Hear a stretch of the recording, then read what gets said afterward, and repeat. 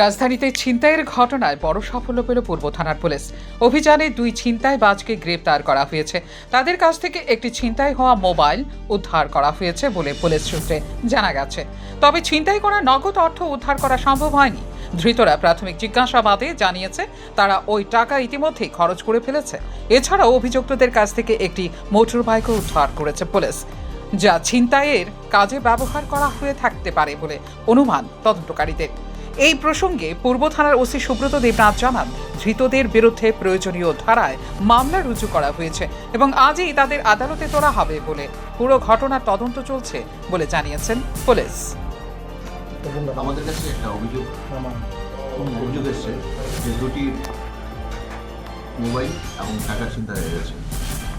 তো এই অভিযোগটা আমরা একটা স্পেসিফিক কেস নিয়েছি আমাদের পূর্ব থানা কেস নাম্বার 20/2026। বিষয়টি হলো এরকম যে ওয়ালেক্সের বিজ্ঞাপন দিয়েছিল মোবাইল বিক্রির। তো অ্যাকর্ডিংলি যে বিক্রেতা উনি চন্দ্রপুর এলাকাতে টাইম দিয়েছে, যে ক্রেতা যে মোবাইল কিনবে বিজ্ঞাপন দেখে তারা চারিপাড়া থেকে তারা দুজন এসেছিল চন্দ্রপুরে।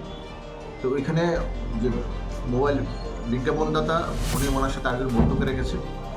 তো তারা দুজন এখানে মিট করেছে চন্দ্রপুরে। তো মিট করে ওইখানে তারা খুব চালাকি করে যারা বিক্রেতা তারা টাকা নিয়েছে, 7,000 টাকা নিয়েছে এবং ফোন দেয়নি। উল্টো যাদের ফোন নিয়ে এসেছিল, যারা তাদের কাছে যে ক্রেতা তাদের নিজের ফোন, তাদের 2টা ফোন তারা নিয়ে তারা পালিয়ে গেছে। এটাই ছিল আমাদের অভিযোগ। এই অভিযোগের ভিত্তিতে আমি স্পেসিফিক কেস নিয়েছি এবং কেসটি আমি আমার সার্ভিসের সমস্যা আপনাকে তদন্ত করতে দিয়েছি। তো এখন আমরা টোটালি সিসি ক্যামেরা সব কিছু দেখে ফুটেজ দেখে আমরা 2 ছিনতাইবাজকে আমরা অ্যারেস্ট করেছি এবং তাদের কাছ থেকে আমার যে 2টো ছিনতাইকারীর যে ফোন স্ন্যাচিং 2টা ফোনই আমরা রিকভার করতে পেরেছি। আজকে তাদেরকে কোর্টে ফোরওয়ার্ড করব। এই নাম তাদের যে দুজনকে আটক করে, একজনের নাম হলো সুখেন দেবনাথ, ওর বাড়ি রেশমবাগান এলাকাতে।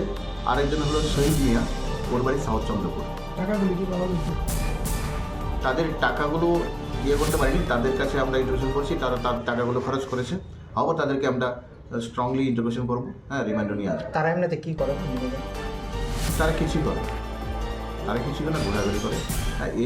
এজ গ্রুপ তাদের 24-25, একজনের বয়স 24, একজনের বয়স 30। তাদের বিরুদ্ধে আগে কোনো আপনাদের না, এর বিরুদ্ধে আগে আমরা রেকর্ড চেক করেছি, আগে পাইনি এবং অন্য থানা থেকে আমরা রিপোর্ট নিচ্ছি আগে অন্য কোনোখানে তাদের এগেনস্টে কোনো কমপ্লেন আসে কিনা। পুরো ঘটনা তদন্ত চলছে বলে জানিয়েছেন তিনি। ফিউরো রিপোর্ট, টিভি নর্থ ইস্ট।